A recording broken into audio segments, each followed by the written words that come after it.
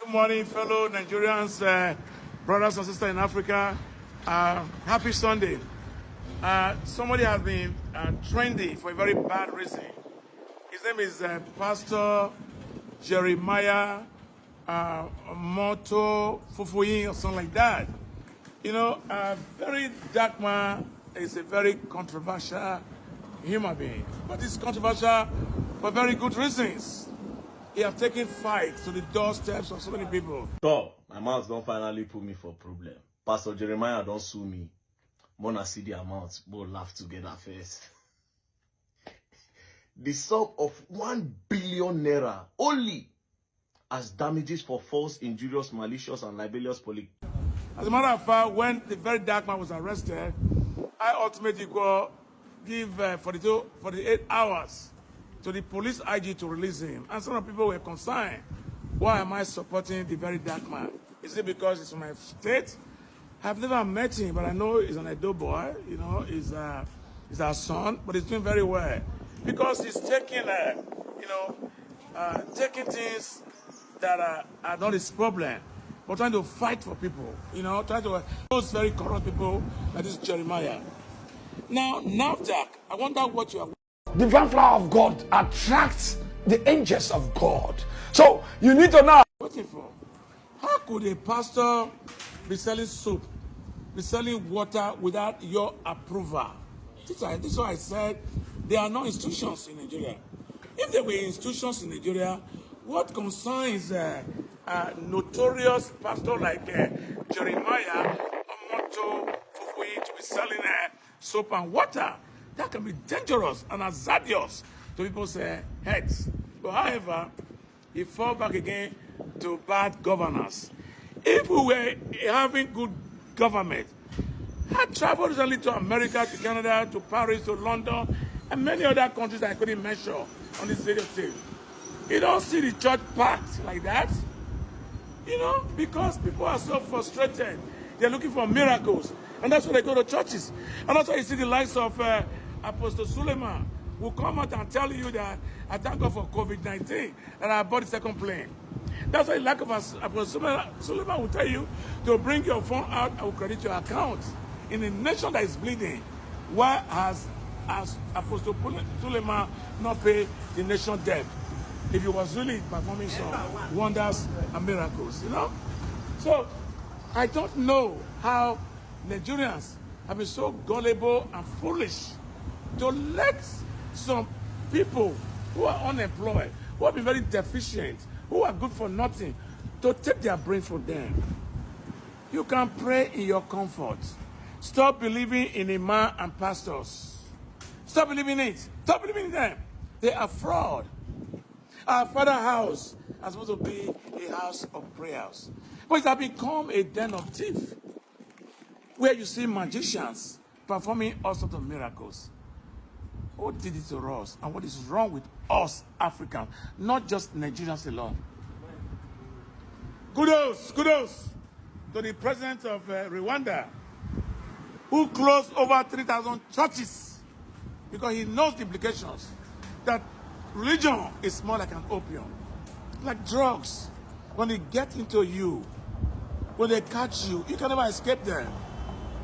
I'm not an atheist. I believe in God. I believe in energy. But the way the Africans practice religion, something must be wrong with it. There are some pastors in Nigeria, very, very prominent pastors, who had breakfast with God. You lied. You didn't tell us. There are some who had tea with God. You lied. There are some who stopped snow,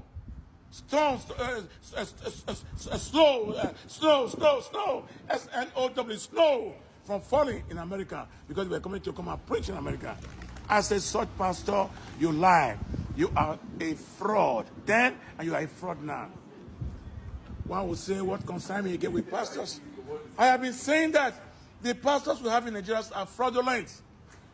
You have women who are putting their faith in them, they defraud them. Only in this country, the pastors will say, let us gather money to build schools. And after they have built the school, they will deny the children from going to that school because they cannot afford the school fees. Come on now. Even when the white people enslave us, they didn't do this to us. The blacks are not enslaving the blacks. Even the white people were more tolerant to us. They were more nice to us in the eras of enslavement. Please, don't be so gullible.